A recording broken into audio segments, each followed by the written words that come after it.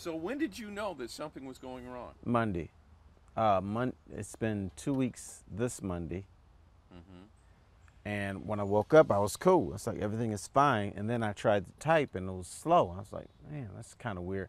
And I had a cold. And I get two types of colds. One, a cold, and then one for my daughter Celine. And I got a Celine cold. So I figured that's what it was. But then when I went on the air that day, it started out fine. And then as I'm talking, it became a struggle. And so my program director noticed it. So I thought it'd go away. Came back the next day, the same thing. And I even went the third day. Yep, You kept pushing through. I kept pushing. It was gonna go away. And then Thursday it didn't. And then that's when I was like panicked. And I went to the doctor and she said, "You're going to the hospital now." So they put me in the ambulance. You realize how lucky you are. Yes, I am. I've been told by everyone I'm lucky, I'm fortunate, everything. What did you think was happening to you?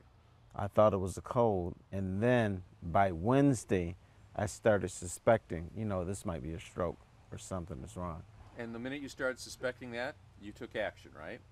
Yeah, I got scared. Well, not immediately, That's what I'm. Yeah. not immediately. But then Thursday I woke up and it was still there and I was scared. But what have people been telling you about this? You had 4 days of warning Yes. that you didn't heed, Mm-hmm. basically. Right. You know, in the hospital, the theme was you are lucky and fortunate. Um, your body was talking to you and you didn't listen. But good thing that, you came in at least the fourth day because they described it as minor.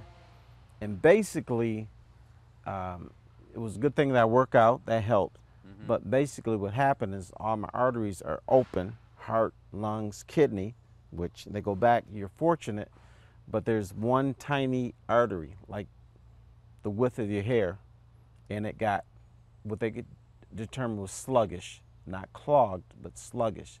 So I'm not on blood thinners except for aspirin. Mm-hmm. And they said that was the thing that was affecting my right side and my speech and the way I walk. So when a radio guy who makes his living talking, Mm-hmm.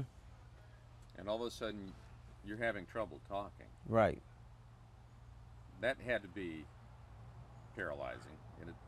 No, it's scary. You not only think about your family, which you have to provide for. There you You go. not only think about your family, which you have to provide for, but this is what I do. I was a writer for the news, so the typing is affected, and then the voice is affected too. So I'm like, well, I can't earn a living if this is the problem, and so that really freaks you out. What could easily have happened had by putting off this?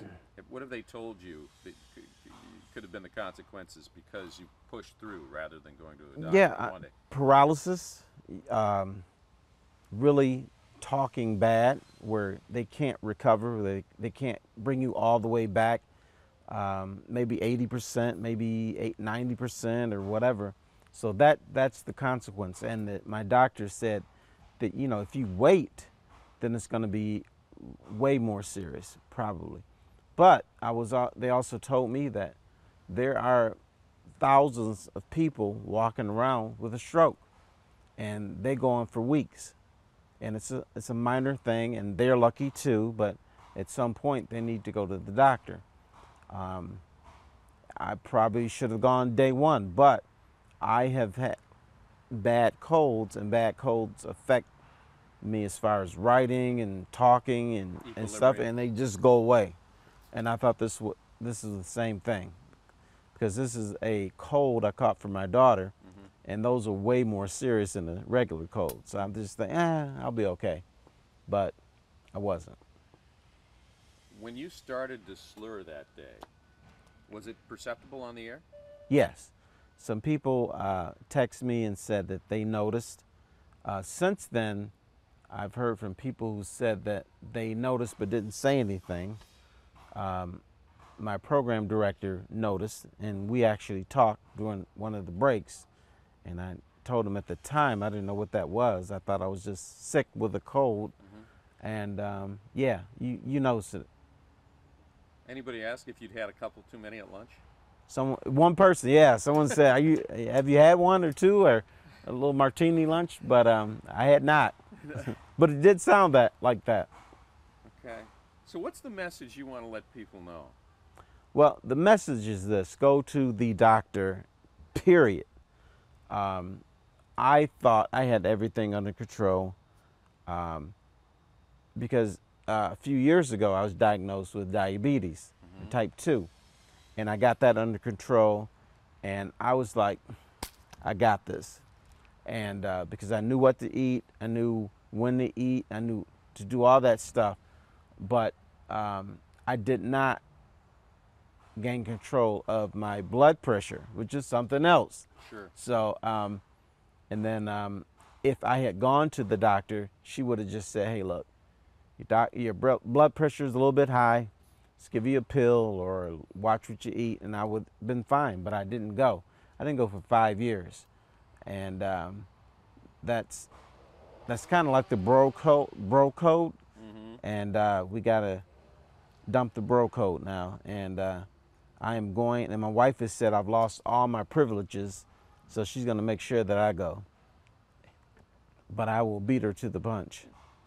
You're going to show her. Yes, I'm going to be there.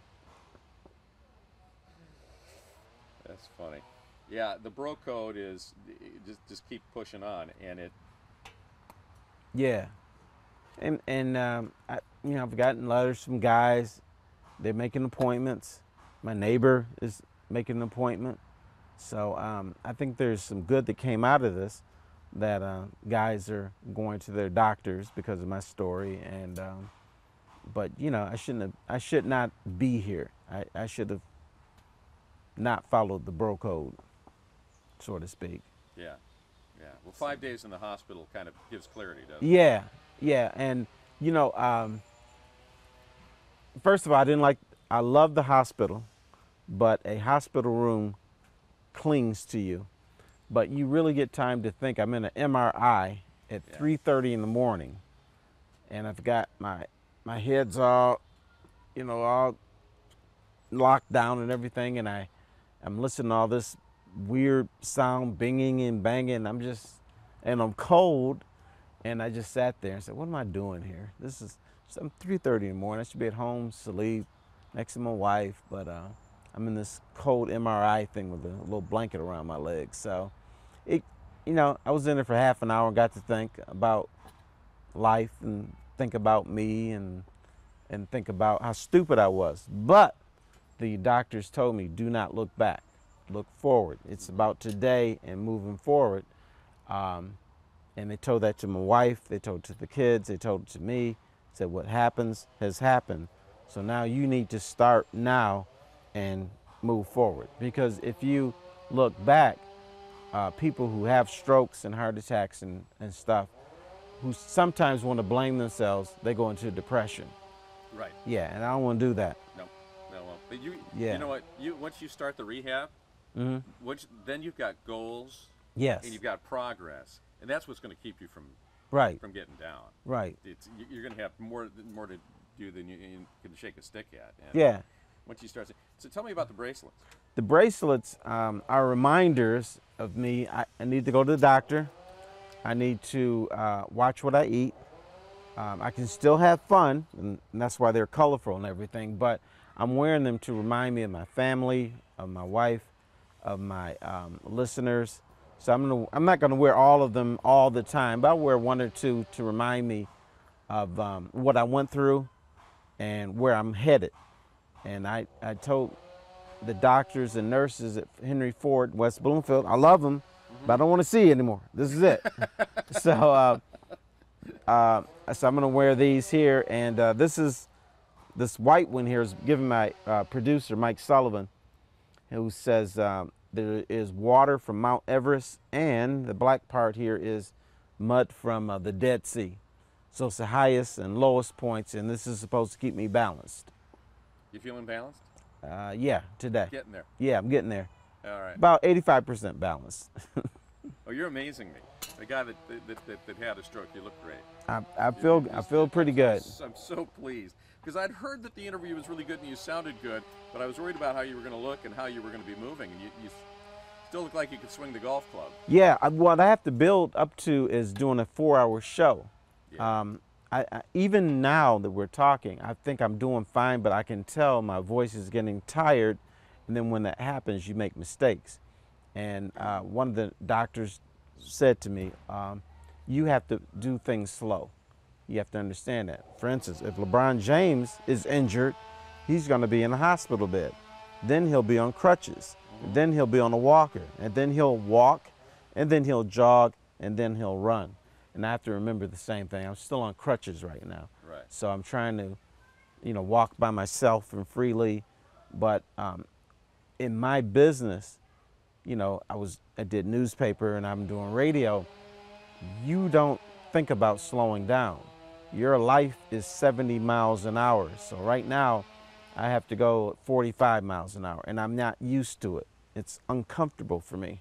Yeah. So that's what I have to remember, though, because I have to get back to 70 miles an hour.